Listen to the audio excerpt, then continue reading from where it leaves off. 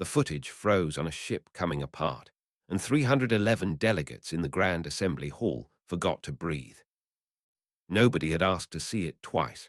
Admiral Sarah Chen played it twice anyway. On the wall screen, a rear viewport shook. Metal buckled somewhere behind the camera. A voice, Captain Tom Briggs's voice, flat with shock, said, 94. I got 94. And then the picture jumped, and the second half of Columbus Station folded into fire. The Sarathi representative had not blinked in 11 minutes. Somebody was keeping count. Chen did not raise her voice. She let the silence sit until it hurt, and then she said the number the council had been avoiding since the session opened. 14,211 people. 4,812 of them were children. One Heron purifier did that in 11 minutes, after 40 seconds of warning. She set a folder on the podium rail. Nobody had asked for the folder either. This session was called to condemn what Earth did in response. I have a question first. Where was this session for Columbus Station? A council aide near the back dropped a stylus. It rolled under 3 chairs before anyone thought to pick it up. The Sarathi representative found her voice last of all the delegations, and when she used it, she did not defend the Heron Empire. The Galactic Council notes with alarm what Earth has done, she said, each word measured like a sentence she'd practiced. The Galactic Council should note with equal alarm what it was not doing for 14,000 people. Chen's face did not change. She had already moved past this moment in her mind, on to the next one, the one that still needed finishing. That was the wrong detail nobody in the room caught. The admiral who had just ended an empire's ability to make war looked, for all the fire behind her, faintly bored. I'll be honest, what she said next is the part that still keeps people talking. Stay close. 31 hours before that room went quiet, Sarah Chen had been asleep. The call came at 2:17. She was awake before the second ring, the way she'd been awake before every second ring for 30 years, and she listened to Colonel Duke Reeves say 4 sentences that ended her old life and started this one. Columbus Station wasn't a military posting. That was the whole point of it. 14,000 people, 3 parks with soil shipped in from Earth 2 generations back, a bar called the Long Way Home, where off-duty engineers argued about nothing, a maternity ward that had delivered 900 children in 12 years. A flag hung in the main corridor, blue field, a stylized orbital ring, 1 star, and it had flown there so long that nobody could remember who'd first put it up. Nobody had ever seen it come down. Captain Tom Briggs wasn't military either. He hauled cargo for a living, 41 years old, out of Salt Lake City, 3 runs a month between Columbus and the outer relay. He was docked at the station when the Heron ship dropped out of transit above it, close enough that his sensors screamed before his eyes understood what they were looking at. The Heron transmission arrived first. 40 seconds, standard translation, no negotiation offered. Briggs didn't wait to hear the rest of it. He hit the intercom for the docking ring and started shouting names. He had room on the Meridian for 94 people. He filled every seat with a child first, then whoever was standing closest. Then he sealed the hatch on people still running toward it because the purifier's weapons were already charging, and there was no more time to be kind about the order. 11 minutes. That was how long it took a single Heron Purifier-class ship to turn a home into a debris field. Briggs watched it happen through his rear viewport because he couldn't make himself look away, and his camera kept recording the whole time, the only footage that would ever exist of what happened to Columbus Station. The emergency beacon reached the nearest United Earth Navy relay 4 hours later. It took another 19 hours to reach Admiral Chen's desk in a compressed intelligence package with a timestamp on it that she would read 3 times before she trusted it. She sat in the dark for 6 minutes after that. It was a habit from her first command, 30 years old now, and nobody who'd served under her ever asked about it because the 6 minutes always ended the same way. The lights came back on, and Chen was already moving. She called Reeves back herself. He answered on the second ring, same as always. Everything, she said. We are doing everything. Reeves didn't ask what she meant. He'd read the same report. Define everything, Admiral. I'll define it for the Council in 31 hours, Chen said. Get me a room and every ship that can reach Waypoint Kestrel inside a week. She hung up before he could ask the question everyone would eventually ask her. The one Congressman Tors would put into words 2 days later in a chamber that smelled like recycled coffee and fear. What are you actually planning to do? Chen had already filed the answer 3 times in the last 22 months. Nobody had implemented it. She tracked the Heron Empire's expansion since her first posting to the border sector, the forward bases creeping outward, the Purifier-class ships built for one purpose, a military doctrine that treated civilian installations as acceptable losses if the political math worked out. She'd written 3 threat assessments. Each one recommended a specific posture change. Each one had been reviewed, filed, and set aside while diplomats ran 3 rounds of talks that produced no signed agreement, and in the end, 14,000 dead. The folder she carried into the council chamber 31 hours later had all 3 assessments in it, dated and stamped, next to a photograph of a flag that had flown in a corridor for 12 years. Congressman Tors met her outside the chamber doors before the session opened. He had 3 kids of his own and a former Air Force posture he hadn't fully shaken, and he looked at Chen like a man trying to read weather off a closed door. Sarah, he never used her rank when it was just the 2 of them. Tell me you're not about to start a war. The war already started, Tors. Chen didn't slow down. I'm just the first person willing to say so out loud. He fell into step beside her. The council's going to ask about proportionality. You know that. I know. What are you going to tell them? Chen looked at him, and for the first time since the beacon reached her desk, something moved behind her eyes that wasn't calculation.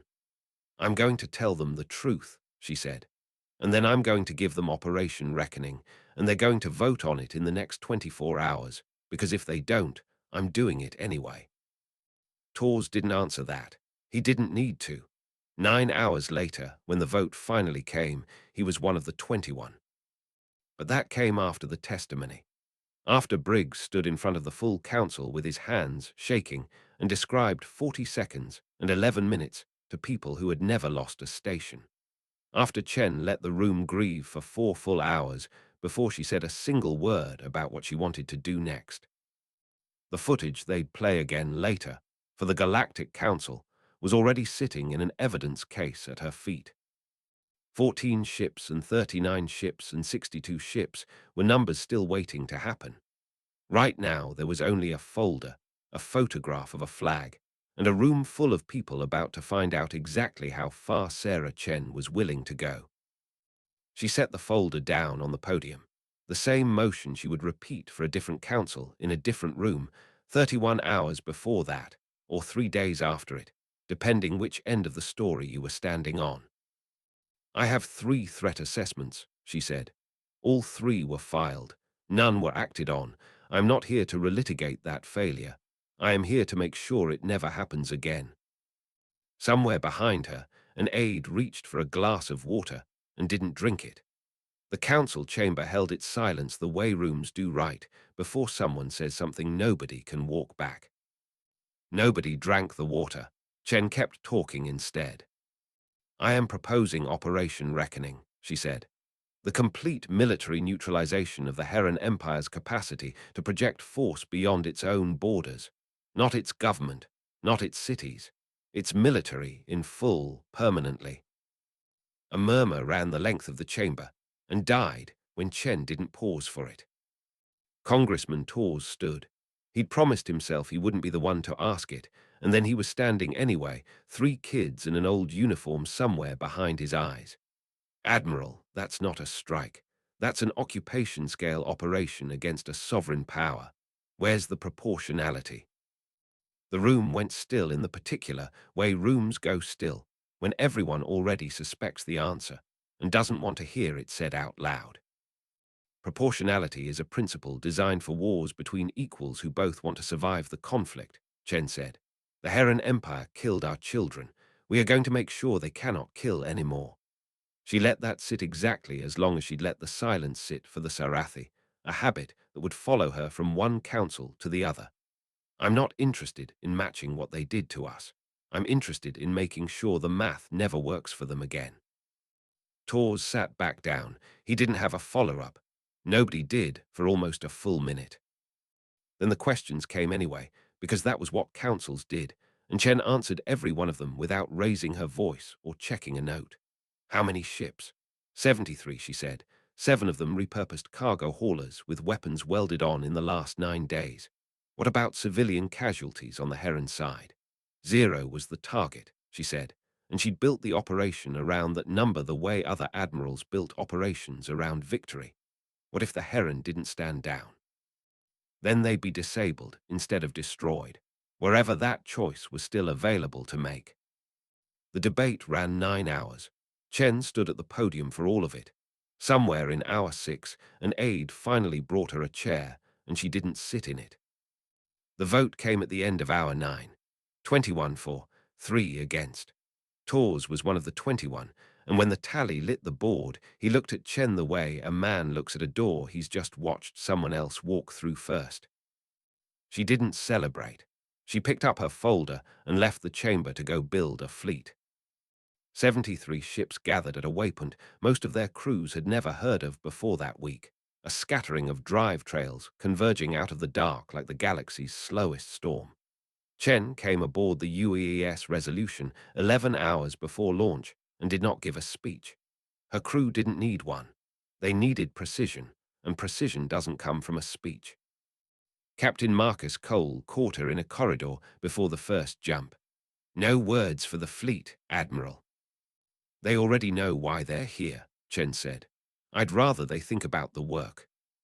Cole nodded like that was the answer he'd expected. It was. 31 of those 73 ships carried weapons that had never appeared on any public registry. Nobody asked where they'd come from. Reeves had spent 22 months quietly not throwing away the recommendations from 3 unimplemented threat assessments, and it turned out he'd also spent some of that time making sure the fleet would be ready the day somebody finally said yes. Phase 1 began without warning, the way Chen had insisted it would.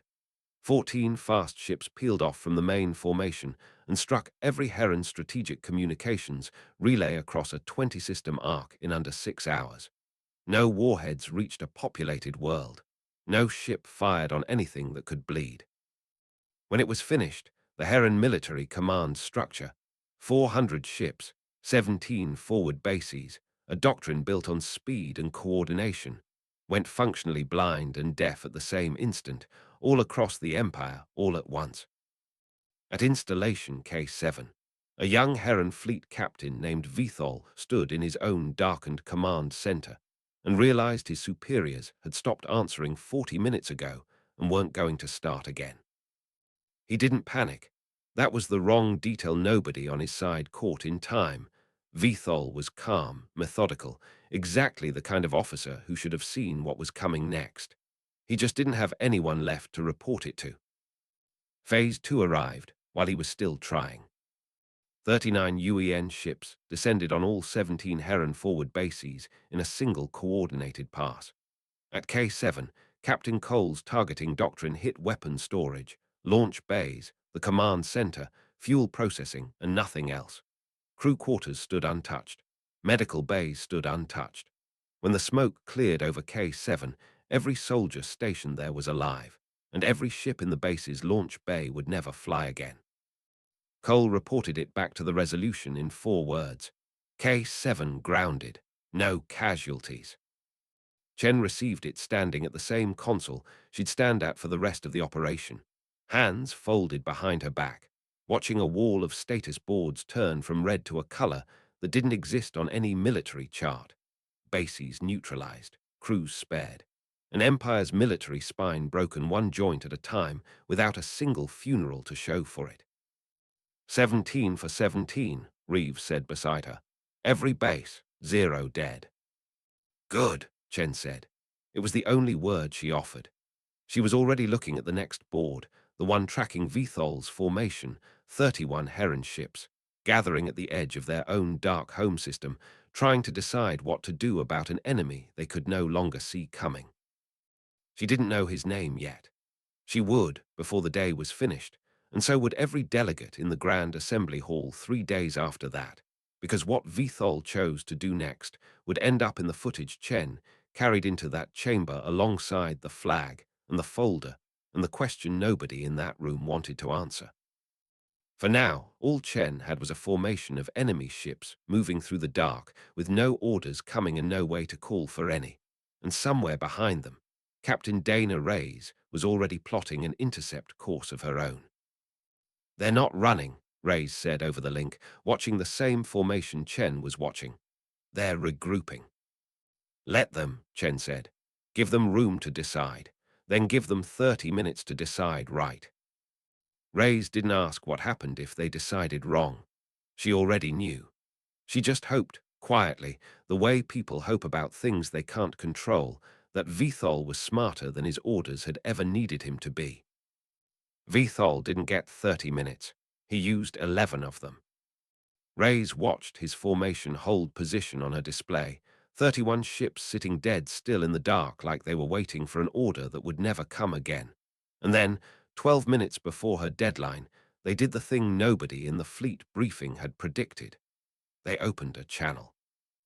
"This is Fleet Captain Vithol." His voice came through flat, translated a half-second behind his mouth. It was the first time anyone on the human side had heard a Heron officer speak as anything other than a target designation. "Our command relay is gone. Our orders are 17 hours old. I do not know if my empire still has a government to answer to." Reyes kept her voice level. "You have a choice to make, Captain. We're not asking you to surrender your ships. We're asking you to stop them. And if I don't, then we stop them for you." The silence on the line ran long enough that Reyes started counting seconds in her head, the way she did in every standoff, a habit she'd never told anyone about. At 19, Vithol spoke again. 87 of my ships will not stand down," he said. "I cannot speak for them. I can only speak for mine." His formation split. 31 ships, then 87 more converging from a second cluster that Reyes' sensors had been quietly tracking for the last hour, peeled apart into two futures at once. Vithol's group killed their weapons and held position. The larger group came in hot, engines burning past every safety margin their own manuals allowed. What happened next took 4 minutes, and Chen watched all of it from the resolution without moving. 32 of the 87 ships that chose to fight were destroyed outright.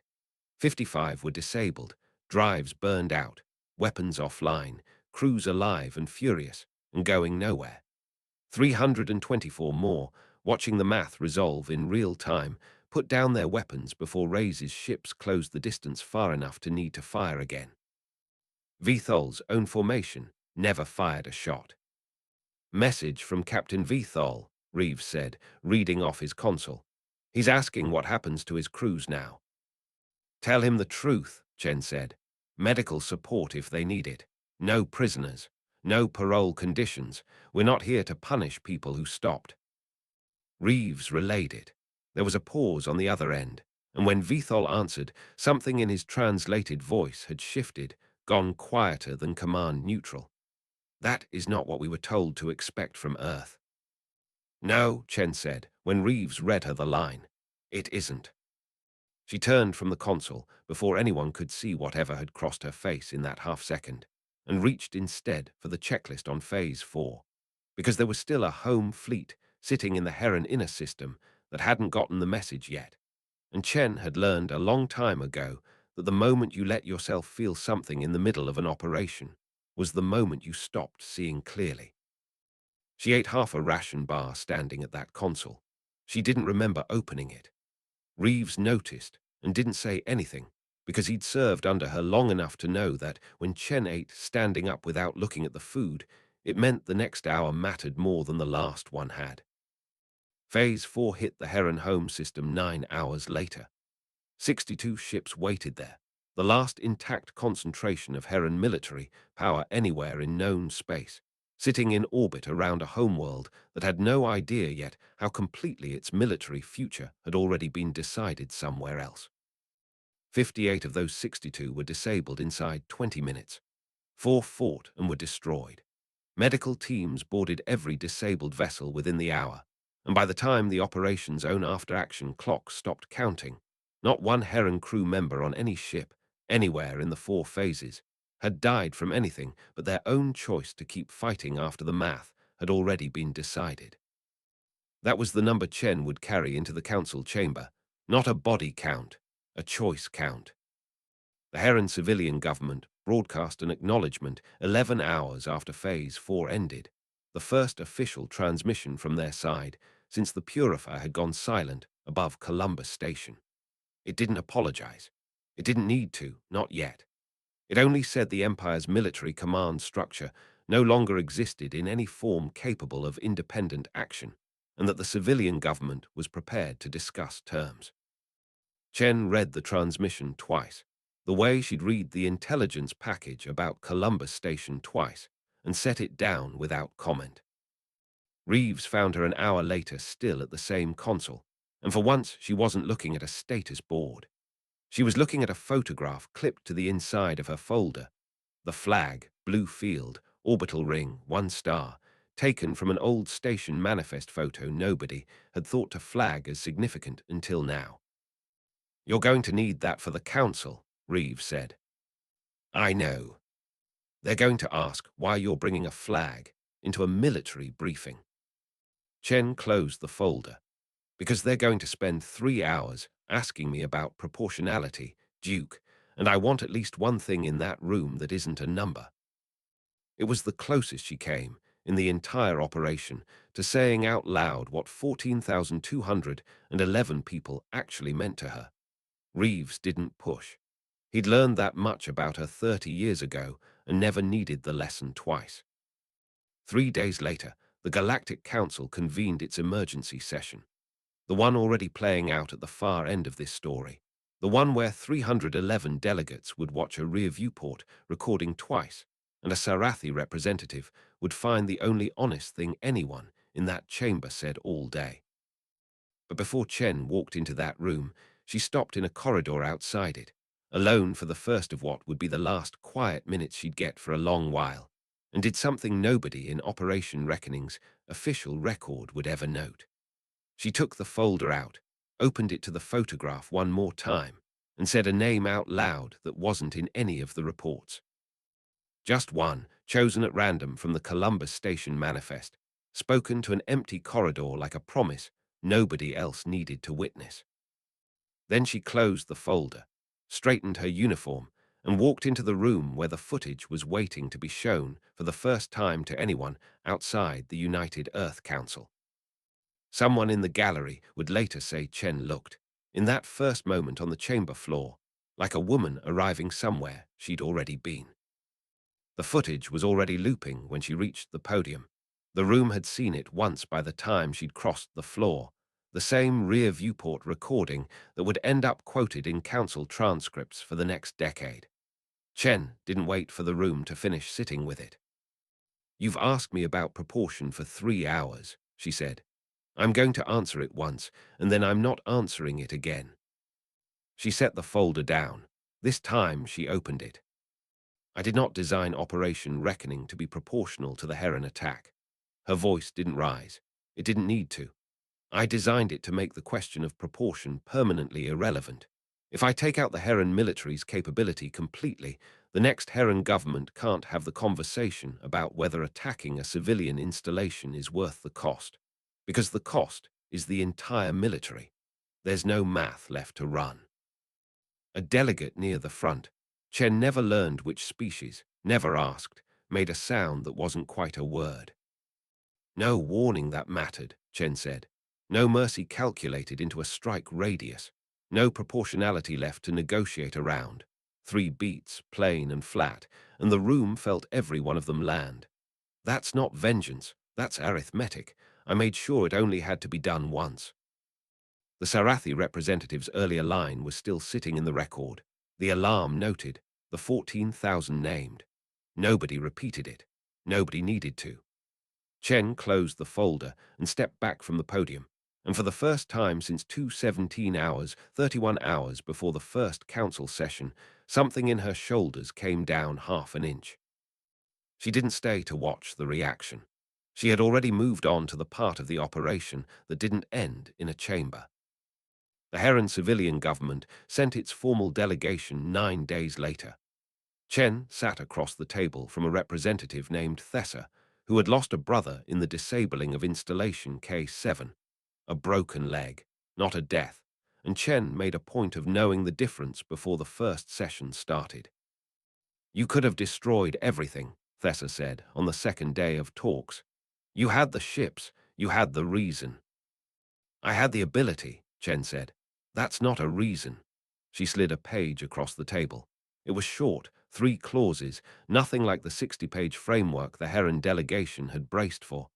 This gives your home system a defensive capability, ships that can't leave your borders, weapons that can't project past your own atmosphere. Thessa, read it twice. This isn't a punishment. We're not trying to leave you helpless, Chen said.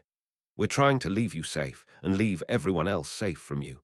There's a difference, and I need you to understand it before we sign anything. The negotiations ran 11 months in total, station by station, clause by clause, the kind of slow work that never made it into any footage anyone would play twice. Somewhere in month 4, the Heron civilian government issued the acknowledgement Chen had made a precondition to every other conversation. 14,211 names, read into a public record, station by station, family by family. It took 6 hours. Chen listened to all of it from a borrowed office 3 systems away and didn't move once the whole time. By month 11, the Galactic Council had passed something with actual teeth in it, a mandatory 30-day evacuation window before any military action within range of a civilian installation, no exceptions carved out for political cost. It wasn't named after Columbus Station. Everyone in the chamber knew what it was named after anyway. Chen read the final treaty language once. In the quiet office, Reeves had started leaving open for her without being asked, and set it down next to the folder she still hadn't fully unpacked in almost a year. There was one more piece of paper in that folder. She'd been carrying it since the day the intelligence package first reached her desk, and she'd never shown it to anyone, not Reeves, not the council, not Tors. A photograph of a flag, blue field, orbital ring, 1 star, and beneath it, in her own handwriting from that first 6-minute darkness, a single line: find who saved the most. She already knew the answer. She'd known it since the testimony. Captain Tom Briggs was back in Salt Lake City by then, off the Meridian and off active service, working cargo runs closer to Earth where the stars didn't remind him of anything. He didn't know the flag still existed until the package arrived at his door. No ceremony, no press release, just a courier and a box with his name on it. He didn't open it standing up. He carried it to his kitchen table first, the way he'd have carried anything that mattered, and sat down before he lifted the lid. The flag was inside, folded once, not the tight military triangle but a plain fold, like someone had wanted him to be the one who finished it properly. There was a letter underneath, short, in handwriting he didn't recognize until he got to the signature. Columbus Station's flag should be with the person who made sure some of its people made it home. You did your part first. Thank you for that. He read it twice. He didn't need to read it a third time to understand it. Briggs sat at his kitchen table in Salt Lake City and held the flag for a long time. The blue field had faded slightly at one corner, 12 years of station light, doing what 12 years does to fabric that never comes down. He ran his thumb along the single-stitched star, the same motion he must have made 100 times walking past it in the station corridor without ever once thinking he'd be the one holding it at the end. He folded it carefully, his own fold this time, tighter, deliberate, the kind of fold a man makes when he intends something to last. Then he stood, crossed his kitchen, and set it on the shelf above the fireplace, between a photograph of his old crew and a small brass compass that had belonged to his father. It stayed there. Nobody who visited his house ever asked why a station flag sat above a cargo captain's fireplace, and Briggs never explained it to anyone who didn't already know. Some evenings he'd catch it out of the corner of his eye while he made dinner, blue against the dark wood, and for a moment the kitchen would go quiet in a way that had nothing to do with sound. He never took it down.